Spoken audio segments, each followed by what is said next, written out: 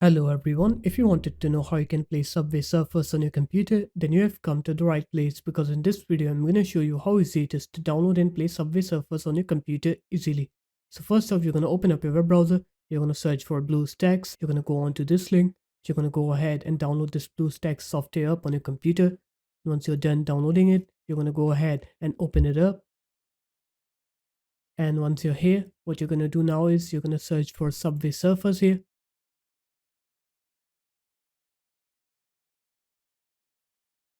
And then click on to Subway Surfers.